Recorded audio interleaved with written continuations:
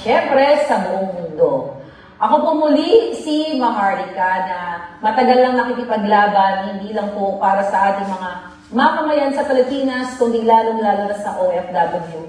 Ako pa ay nakilala dahil sa Balikbayan Box at aming bala na binibiktima ang ating mga OFW at iba pang mga turista natin na pumapasok sa Pilipinas. Diyan po ako nagsimula at hanggang ngayon po ay patutuloy akong na lumalaban at nagpapakita ng pagiging maisog katulad ninyo. Alam niyo mga kababayan, mga palangga, sa lahat po ng mga OFW, ang paglisa nito lang sa Pilipinas ay isa na pong hakbang ng isang maisog. Mahirap pong iwanan ng pamilya, ang mga anak. Napakasakit po yan, lalo na sa mga magulang na katulad ko. Kaya, saludo po ako lahat sa inyo na OFW, na nilisan ng inyong pamilya para mangarap ng magandang buhay sa ibang bansa. Dahil sa kahirapan na ang punot dulo po ay korupsyon, ang punot dulo ay mga kawatan sa gobyerno. Kaya lahat po kayong OFW na iniwan ng inyong mga anak ay maiisog. Kaya naman tayo ay nagsama-sama dito at nagpapasalamat ako sa inyo lahat. Dahil kayo po ay mulat at kayo ay makikialam pa rin sa sitwasyon ng ating bayang Pilipinas. Kahit kayo maaaring napakaganda na po ng buhay ninyo dyan sa Japan o sa iba pang bansa. Pero bilang isang Pilipino, yung pagmamahal ninyo sa inyong lupang tinulbuhan ay hindi nyo nakalimutan. Katulad ko, katulad din yung lahat. Sa araw-araw, pagising, pagtulog, kahit nasa ibang bansa, ako at kayo ay naisip natin yung kapakanan ng ating mga mahal sa buhay at mga kababayan sa Pilipinas. For sure po, maraming nakakakilala sa akin at kung hindi nyo man po ako kilala sa mga nakikinig, ako po ay talagang halos araw-araw ng buhay ko since na umupo itong bangag na gobyerno ay nakakasuka. Kaya ang ginagawa nilang korupsyon, ang ginagawa po nilang smuggling, kidnapping na hindi po ito ang sangkot ay ordinaryong tao lamang na naisipan na lamang niya na gumawa ng ganitong kasamaan. Ngunit ang mastermind po ay walang iba kundi ang Presidente ng Pilipinas, si Bongbong Marcos Jr., ang kanyang asawa, si Liza Araneta Marcos, ang kanyang pamilya, ang kanyang kapatid na si Martin Araneta, at lahat po ng mga kasabwat nila dyan sa pagnanakaw sa kabanang bayan, halos po lahat ng sektor ng ahensya ng gobyerno ay binibiktima nila. Magsimula, umpisahan na natin sa Lotto. Siguro naman, hinihid sa kaalaman ninyo na halos every other day po ay may nananalong loan bettors na only in Bangag administration. Hindi rin po lingid sa inyong kaalaman dahil for sure, aware kayo sa nangyayari sa ating bayan, ang smuggling, agricultural smuggling at lahat ng klase ng uri ng smuggling na sponsored ng gobyernong Marcos Jr. ng kanyang asawa at 10, 100, 1 milyon nilang kasabwat dyan sa Bureau of Customs, sa Department of Agriculture at sa lahat ng ahensya at patuloy na nagdudulot ng paghihirap sa inyong mga iniwan na mga anak, iniwang pamilya sa ating bayan. Nakakalungkot dahil ako po ay sumuporta sa budol na administration na ito. Ibinuwis ang buhay, nag-spend ng panahon, nag-spend ng sariling pera dahil nabudol po ako katulad ninyo sa mga pangakong ibabangon daw yung Pilipinas. At kayong mga OFW ay maaring makauwi na ng Pilipinas kapag siya ay nanalo at ang pagiging OFW ay magiging choice nyo na lang po, hindi na necessity.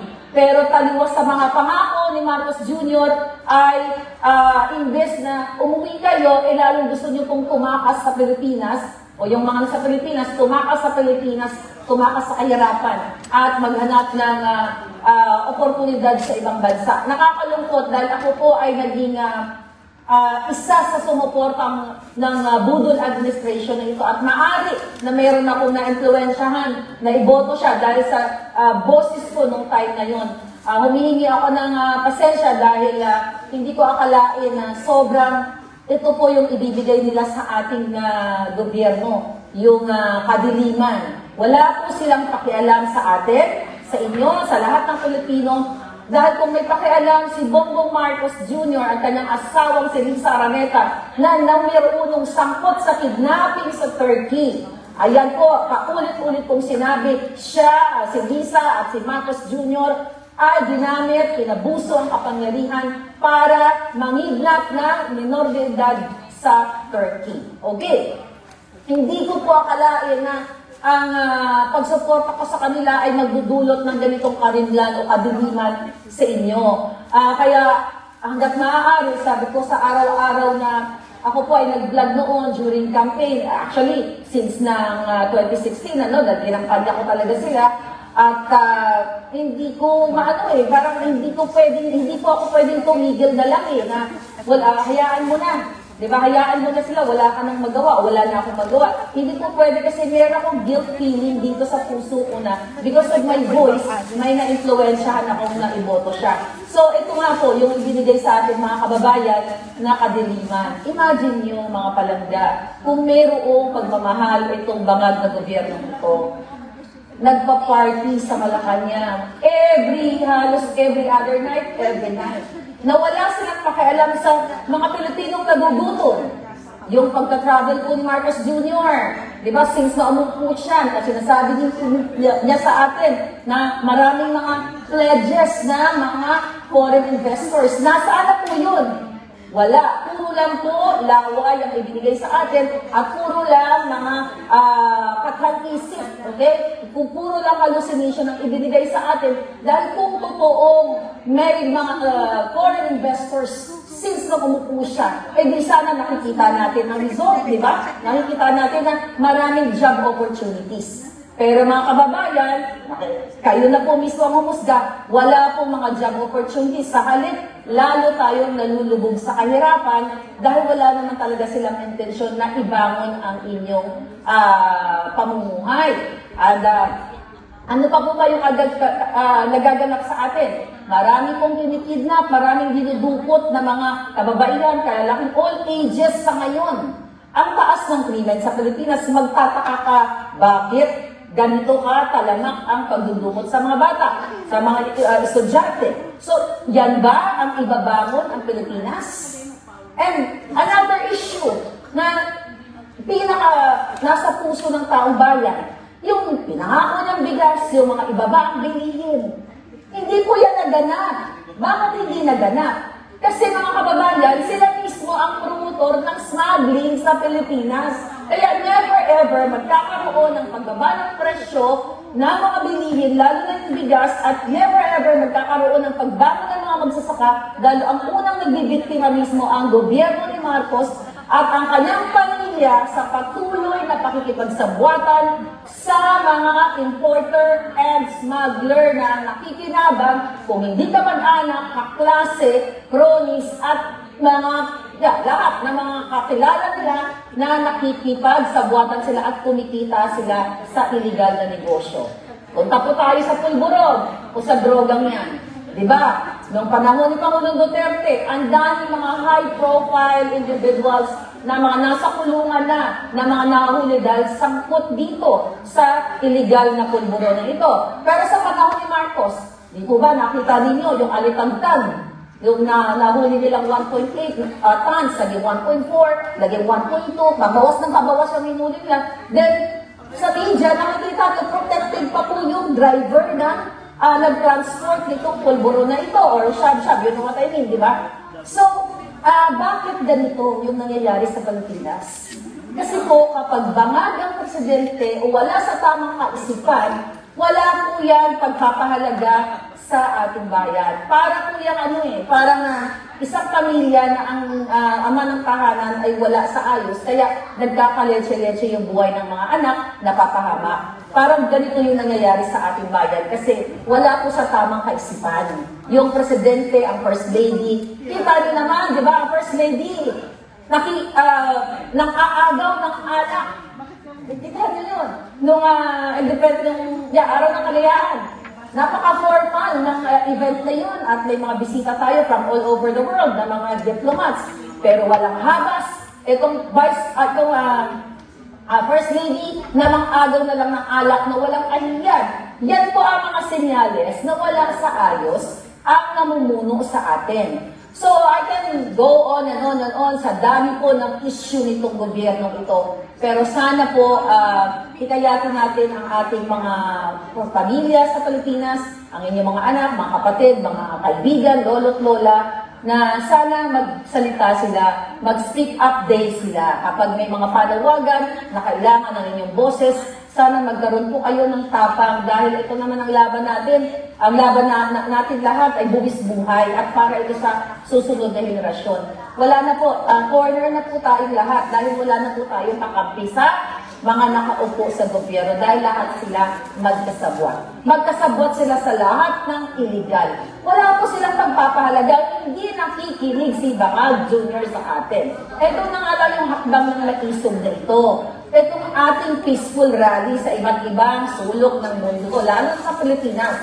Sa labas ng mundo, like sa Japan, hindi po kayo nahaharap. Walang truck na nakaharap sa inyong mga location. Pero po sa Pilipinas, funded by the Bangag administration, mag-re-rent o mag-hire ng mga truck para ilagay doon sa mga location ng maisog. Ano ibig sabihin yan?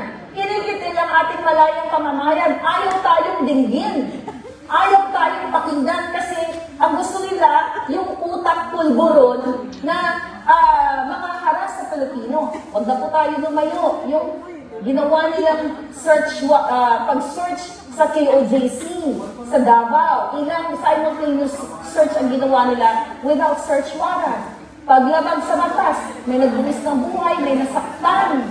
Tapos, ang media tahimik. So, sabi ko nga, kawawa, kaluluoy din kita tanan. Kaluluoy ang ating kawawa, ang ating mga kababayan, na wala po tayong gobyernong matino. Ako po ay, nagpapasalamat sa inyo dahil kung natatandaan ninyo, maaaring iba sa inyo, hindi ako maintindihan. Ako ay nag-start na mag-speak up noong 2022. I think I started speaking up in August of 2022 patungkol dito sa First Lady at Bangag na ito. Maaaring iba sa inyo nagalit na hindi nyo ako maintindihan kung bakit. Pero sa ngayon po, sa araw na ito, ako ay nagpapasalamat na hindi lang sa Japan, all over the world na po ang mga nagsasalita at nakaramdam na ang gobyerno ni Marcos Jr. ay para lang sa pamilya, para lang sa mafia, para lang sa sindikato, at hindi para sa Pilipino. Kaya muli, ito po si Maharlika. Sana po, sa mga hindi pa nakakilala sa akin, mag-check kayo ng mga dyan sa social media, sa Bonjakan, Bonjak TV, para naman ma-share ninyo ang mga expose natin sa inyong mga pamilya. Dahil the more na dumadami tayo, the more na lumalakas ang ating boses. At sana tapusin na po natin itong Bangag na to. Lumabas na po kayong lahat, mag-speak up kayo, huwag kayong matakot, dahil ang ating boses, pag pinagsama-sama natin lahat, mas powerful po sa mga Bangag sa administrasyon. Maraming salamat. Ay, maraming salamat po sa iyo, Madam Maharlika. It seems na, alam ko late na dyan sa LA ngayon, but still you give us time para po mapakinggan namin ang kung ano man po ang inyong speak up para sa mga tao, para sa kaliwanagan sa kanila. Ngayon po, meron pong mga katanungan dito. Maaari po ba silang magtanong sa inyo? Sige po. Ito po si Miss Juvie, siya po yung organizer dito sa Maisog Nigata Forum. Okay. Hello po, ma'am. Hello po, Miss Maharlika. Miss Maharlika, tanong ko lang po, para maliwanagan ng mga taga-Nagahoka. Alam po nila na kayo ay dating kay Presidente Marcos. Ano po ang nagpalipat sa inyo bigla?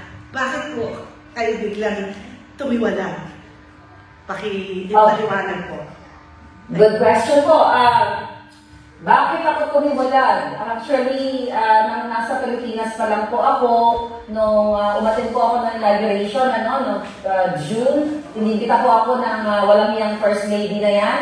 Ang tawag ko nga po dyan, Bartek, kidnapper, lahat na po, tawag ko dyan sa kanya, dahil totoo naman. Anyway, bago pa po actually ang inauguration, may mga nilalapit po ako mga kababayan natin na may problema. When I say may problema, may sakit, may problema ang OFW na hinaharap sa bansa nila. Ni isa pong tuldok, wala po siyang sinasagot sa akin. Okay? So, iniisip ko, okay, siguro dahil hindi pa sila nakaporma, hindi pa sila nakaupo. So, nag-wait po ako hanggang sa nakaupo na sila. Then, June, July, August, siyempre, nag-message ako sa kanya dahil may direct contact ko ako sa First Lady Walang Iya. Marami tayong, pinu-forward niya sa kanya ng mga problem. Wala po talaga siyang, binibigay na kasagutan. Hanggang sa, kilala niyo naman po si Atty. Glenn Chong, ang ating former congressman, yan po ay isa sa mga tumulong talaga sa kanila dun sa electoral protest. Hindi na si Atty. Vic, si Atty. Glenn Chong, at kami, ako, at iba pa, ay tumulong talaga sa kanila. So, tandang-tanda ko, mga kababayan, nung hindi pa po nananalo si Bongbong Marcos Jr., sinasabi po ng First Lady Walang Iya sa akin, kay Atty. Glenn Chong, na aayusin po namin. Actually, hindi ako dahil hindi naman po ako qualified sa government post.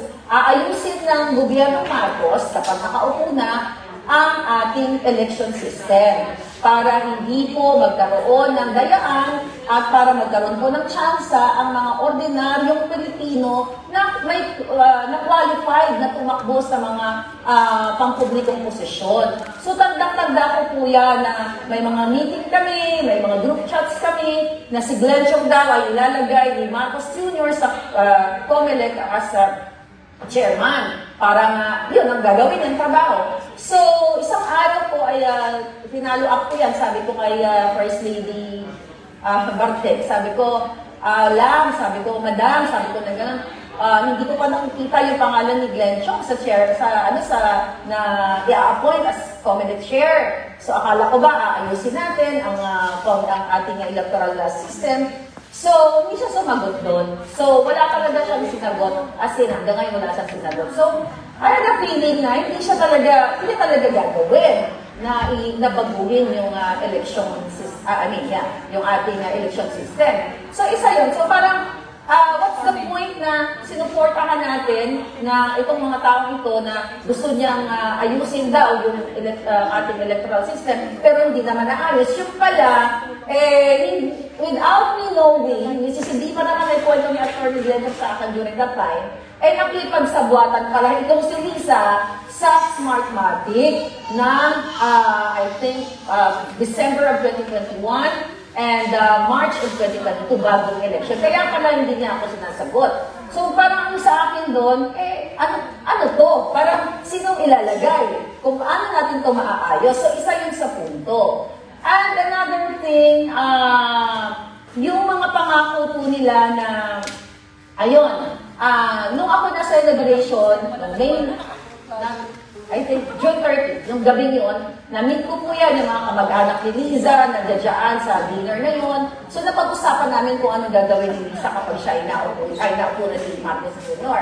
Ang sabi po nila doon sa dinner na yun, si Liza daw po, ang First Lady ninyong Walang Iya, ay magtuturo sa Western Visayas at gagawa ng mga charity. Ako nga po ay nag-volunteer. Sabi ko, maganda yan kasi kahit ako ay nasa Amerika, pag mayroon akong chance, ay uuwi ako para mag-witness ko, makatulong ako, kung ano yung pwede nating maitulong sa gobyerno ito.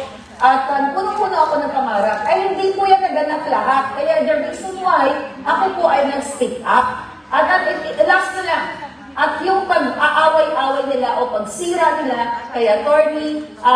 Vic Rodriguez. So isang hudyat yung sa akin na parang bago pa nag-assume si Marcos Jr. sa kanyang pwesto, nag-aaway-aaway na sila at mayroon ng black propaganda o dinidestroy na nila yung former executive secretary. Which is during that time, I don't know him. I don't know Atty. Vic. Never kami nag-meet. Sabi ko nga, ano to? Hindi ko nakakaupo, may ganito ng mga eksena. Kasi ako po mismo ay gustong gamitin ng mga pamilya, mga kaibigan at klase ni Marcos Jr. para sirain si Atty. Vic.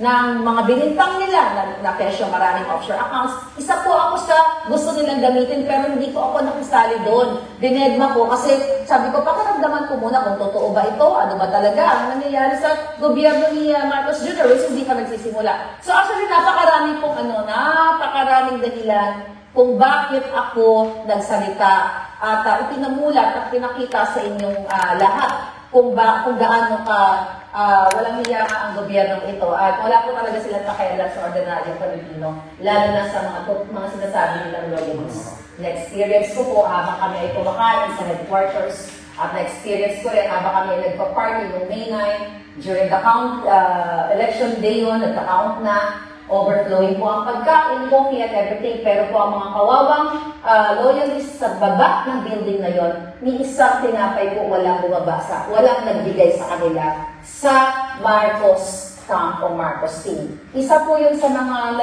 nag-contemplate ako na ito ba yung gobyernong ito na para sa Pilipino? Ni isang tinapay, wala man lang inabot dun sa mga supporters sila. So ang dami pa pong dahilan kung bakit ako talaga ay nag-speak up at paalam sa taong bayan na hindi po para sa pagbangon ang layunin ni Marcos Jr., kundi para sa pagbangon ng mga smuggler, kidnapper, drug lord and everything. So yun po yun.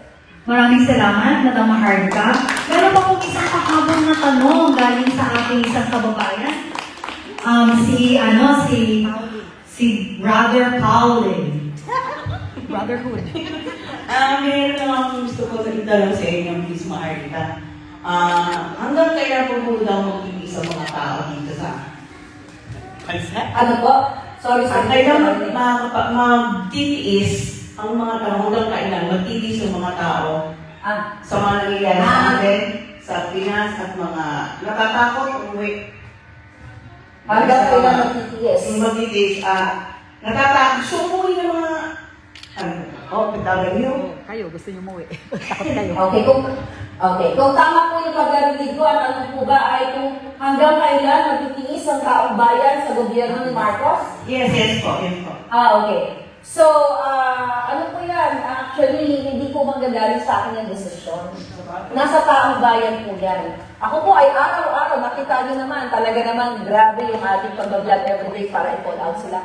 Nasa kamay po ng taong bayan kung kailan nyo wawakasan yung nangyayaring pang-aabuso sa ating lahat. Kaya lagi nga po ako nang nanawagan sa inyo, di ba? Na mag-speak up na kayo. Kailangan nyong lumabas sa kalsada peacefully at pagbitbit ng flag o ng placard kung ano yung hinaing ninyo, kung ano ang inyong gustong iparating na mensahe sa presidente o sa pangkalahatang gobyerno. Yun lang po ang pinakamabisa nating power, yung boses natin. Pag may nagsimula, may sumunod, sama-sama na po lahat yan. So who knows? Alam ko, naniniwala ako na nasa panig natin ng katotohanan at ang Diyos. Pag inakda ng Diyos na matapos na ang paghihirap at inakda ng taong bayan, sabi nga, nasa Diyos ang awa, nasa tao ang gawa. Kaya kailangan nyo lang gumawa at mag-speak up day, iparinig ang inyong mga boses para matapos na itong kawalang iyaan ng gobyerno. Maraming salamat, Madam Maharlika, sa oras na inilaanan niyo sa amin. And talaga na-educate ang mga tao dito sa Nagaoka. Maraming salamat po sa inyo. Okay, let's go to our next speaker. She's currently a director and the Vice President for External Affairs of the Asian Century Philippines Strategic Studies Institute, ACP-SSI, a think tank based in Manila. She is Waray from Western Samar, isang maisog na Waray.